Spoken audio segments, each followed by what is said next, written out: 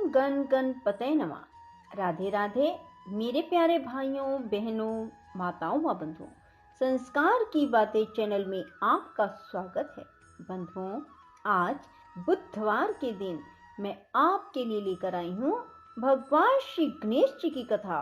बंधुओं, भगवान श्री गणेश जी को बुधवार अति प्रिय है, अर्थात बुधवार के दिन गणेश जी की पूजा का बहुत महत्व है। जो मनुष्य भी बुधवार के दिन गणेश जी की कथाओं को सुनते हैं, गणेश जी के स्तोत्र सुनते हैं, गणेश जी के 108 नाम सुनते हैं, गणेश जी को दूर्वा चढ़ाते हैं और गणेश जी को लड्डू चढ़ाते हैं, उन पर गणेश जी की असीम कृपा बरसती रहती है।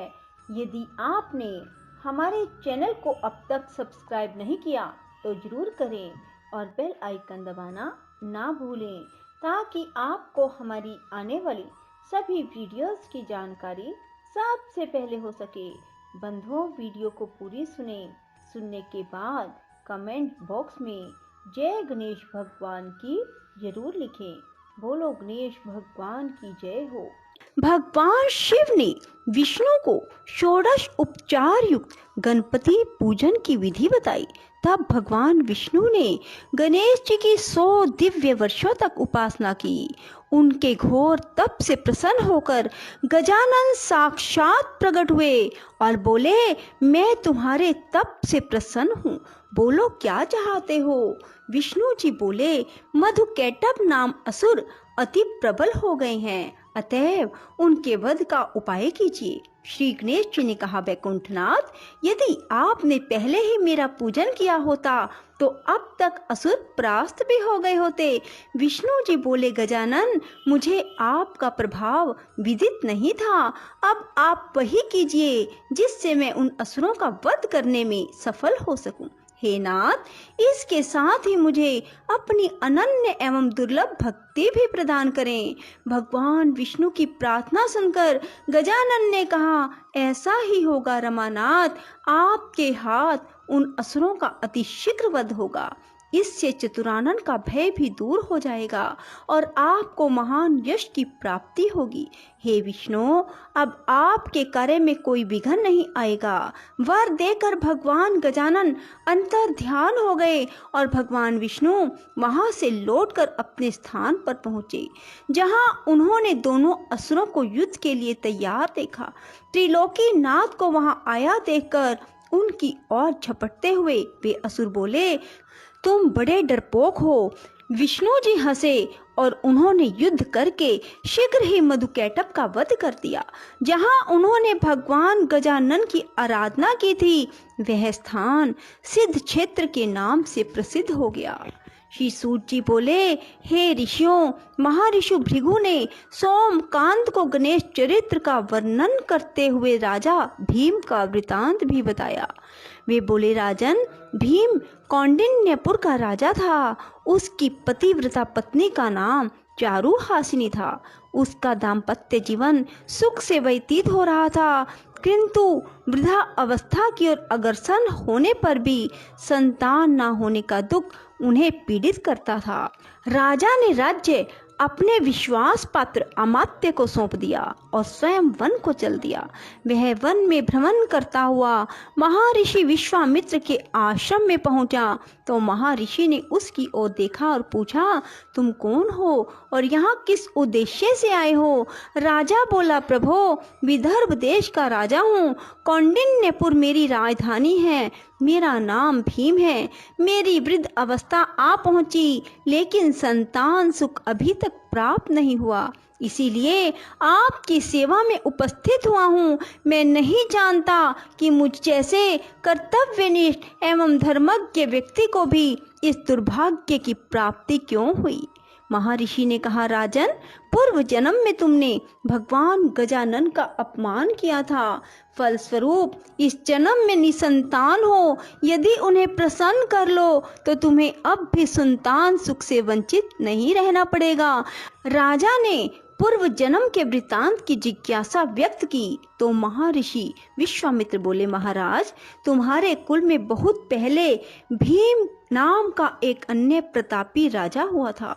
उसकी पत्नी सुंदर और पतिव्रता थी। उससे राजा को एक पुत्र की प्राप्ति हुई जो गूंगा, बहरा और विकलांग था। उसके शरीर से दुर्गंध आती थी। माता पिता ने उसका नाम दक्ष रखा। अनेक प्रयासों के बाद भी उस बालक की मूकता और बधिरता व विकलांगता दूर नहीं हुई। हे राजन, किसी ने राजा को परामर्श दिया कि यदि बालक अपनी माता के साथ तीर्थाटन करे तो संभव है कि इसके रोग दूर हो जाएं। परामर्श अनुसार राजा के आदेश से रानी अपने पुत्र को लेकर तीर्थाटन को चल पड़ी। मार्ग में चोरों ने उसे लूट लिया, यहाँ तक कि उसके पास जीवन यापन के लिए भी धन नहीं रहा। तब उसने एक शिव मंदिर में शरण ली और बालक को वहीं छोड़कर भिक्षा मांगने हेतु एक गांव में गई। पीछे से उस मंदिर में एक धर्मज्ञ ब्राह्मण आया। उसके शरीर के स्पर्श मात्र से वह बालक निरोगी हो गया। रानी शिवालय में लौटी तो अपने पुत्र को सुंदर और निरोगी देखकर बड़ी प्रसन्न हुई। उसने ब्राह्मण देवता का पता लगाया तो ज्ञात हुआ कि वह धर्मज्ञ ब्राह्मण गणेश जी का उपासक था। बाद में उसने रानी को भी गणेश जी की उपासना का उपदेश दिया। अब माता और पुत्र दोनों ने भगवान गजानन की उपासना की तो प्रसन्न होकर गणेश जी ने स्वप्न में कहा कि तुम मेरे परम भक्त महर्षि मुद्गल के पास जाओ। उनके उद्यम से तुम्हारे सभी अभिष्टों की पूर्ति होना संभव है। महर्षि भृगु ने कहा, हे सोमकांत, विश्वामित्र ने भीम को आगे का वृत्तांत सुनाते हुए कहा कि वो दोनों मुद्गल के आश्रम की खोज में काफी समय तक जंगलों में भटकते रहे। तब बाद में एक दिन उन्हें वह आश्रम मिला। वहां महर्षि मुद्गल को उन्होंने अपना सब वृत्तांत सुनाया तो महर्षि ने श्री गणेश के एकाक्षरी मंत्र गम के अनुष्ठान का उपदेश दिया। बंधुओं, गम शब्द बहुत ही अधिक शक्तिशाली है। यदि आप भी भगवान श्री गणेश जी के गम शब्द का बार बार जप करते हैं तो ऐसा हो ही नहीं सकता कि आपकी मनोकामना पूरी ना हो। सो बंधुओं, गणेश उत्सव के दिनों में ही गम शब्द का अधिक से अधिक उच्चारण करें। राजा भीम ने जिज्ञासा व्यक्त की, महामुने, आपके श्रीमुख से यह चरित्र सुनकर मैं आश्चर्यचकित हूँ। एक ब्राह्मण के शरीर का स्पर्श कर बहने वाली वायु के स्पर्श मात्र से यह बालक रोग रहित और सुंदर कैसे हो गया? विश्वामित्र बोले, राजन, इसमें आश्चर्य कैसा? भगवान गजानन चाहें तो किसी भी निमित्त से अभिष्ट प्रदान कर सकते हैं। सुनो, एक समय की बात है। सिंधु देश के एक पल्ली नामक गांव में एक धनिक वैश्य रहता था। उसका नाम कल्याण था। उसकी पत्नी का नाम इंदुमती और पुत्र का नाम बल्लाल था। एक दिन वैश्य पुत्र अपने मित्रों के साथ वन में गया। वहां उन लोगों ने एक ऐसी शिला देखी जिस पर कोई मूर्ति सी अंकित थी। उन्होंने उसे गणेश्वर नाम देकर पूजन आरंभ किया और सब ने मिलकर वहां एक मंडप बनाकर उत्सव मनाया। उस दिन से अपने सब मित्रों के साथ वह वैश्य पुत्र रात दिन वहीं रहकर गणेश जी की उपासना करने लगा। जब वे घर नहीं पहुंचे तो माता पिता को चिंता होना स्वाभाविक था। वे उन्हें ढूंढते हुए उस जंगल में आए और सब बालकों को उपासना आदि में लगे देखकर उनके माता पिता आदि ने कल्याण से कहा, कल्याण, तुम्हारे पुत्र ने हमारे बालकों को भी पागल बना दिया है, जो अरण्य में पड़ी हुई शिला का पूजन आराधन कर रहे हैं। इसलिए तुम अपने पुत्र को रोको, अन्यथा हमें उसके साथ कठोरता का व्यवहार करना पड़ेगा। यह सुनकर कल्याण ने उस मंडप को गिरा दिया और अपने पुत्र को मारने लगा। उसने उस गणेश शिला को उठाकर दूर फेंका और सब बालकों को वहां से भगा दिया। महर्षि विश्वामित्र बोले, हे राजन, इससे वैश्य पुत्र बल्लाल को मानसिक पीड़ा हुई। उसने पिता से हाथ जोड़कर निवेदन किया, पिताजी आप भले ही मुझे दंडित करें, लेकिन उन सर्वात्मा भगवान गणाध्यक्ष का अपमान ना करें। वे अपने भक्तों के सभी विघ्नों का हरण करने वाले व कल्याणकारी देव हैं। उनके समान अन्य कोई बड़ा देव नहीं है। वैश्य ने क्रोधावेश में कहा, मूर्ख, इस पत्थर को सर्वात्मा कहता है। देखूंगा तेरा गणाध्यक्ष तेरे विघ्नों को किस प्रकार दूर करता है। कल्याण अपने पुत्र को एक पेड़ से दृढ़ता पूर्वक बांधकर बोला, अब भी अपनी भूल स्वीकार कर ले और गणेश की भक्ति छोड़कर अपने कार्य में लग जा। किंतु पुत्र ने पिता की बात स्वीकार नहीं की, वह उसे गाली देता हुआ चला गया। बालक को अपने पिता की निष्ठुरता पर क्रोध आ गया और उसने पिता को शाप दे डाला, तुमने मुझे इस निर्जन वन में अकेला ही निर्दयता पूर्वक बांधकर छोड़ दिया है। फलस्वरूप तुम बहरे, गूंगे, अंधे और विकलांग होगे। काफी समय व्यतीत होने व वृक्ष से बंधा रहने के कारण बालक थक गया। रस्सी के बंधन उसके कोमल अंगों में चुभ गए। इससे अत्यंत पीड़ित होकर वह भगवान गजानन को पुकारने लगा और अंत में उनकी ओर से भी निराश हो गया तो उसने आत्मघात करने का निश्चय किया। वह वृक्ष से ही सिर फोड़ने लगा। वह बालक पीड़ा और निराशा के कारण रोता हुआ बोला, विघ्नेश, आपके भगत पर ऐसा महान संकट है और आप सुनते ही नहीं। पता नहीं आप कहीं हैं भी या नहीं। यदि हैं तो फिर आते क्यों नहीं। तभी उसने देखा कि सामने से एक ब्राह्मण आ रहा है। उसने तुरंत बालक के बंधन खोले और सिर पर हाथ फेरते हुए कहा, बस तुम्हारी पुकार सुनते ही तो मैं यहाँ आ गया हूँ।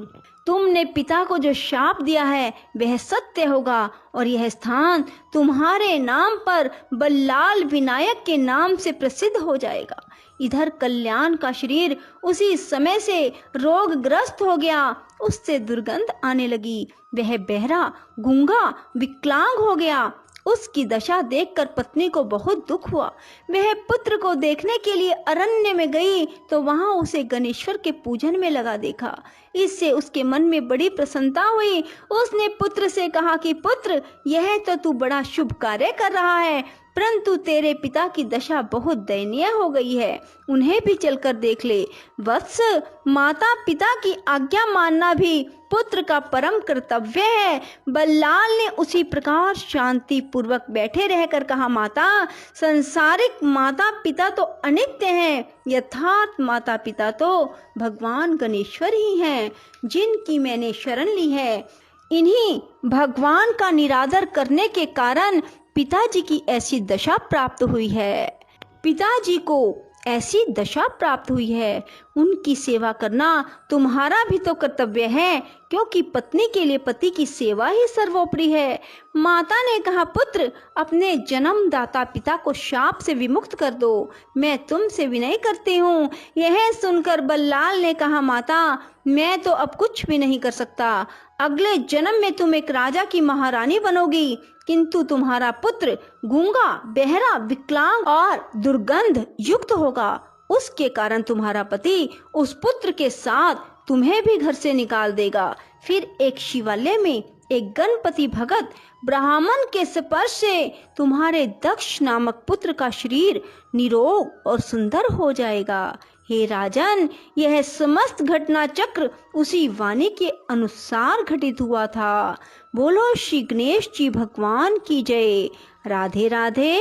जय श्री कृष्णा। बंधुओं, यदि आपको हमारी वीडियो पसंद आए तो इसे लाइक करें और शेयर भी जरूर करें। धन्यवाद।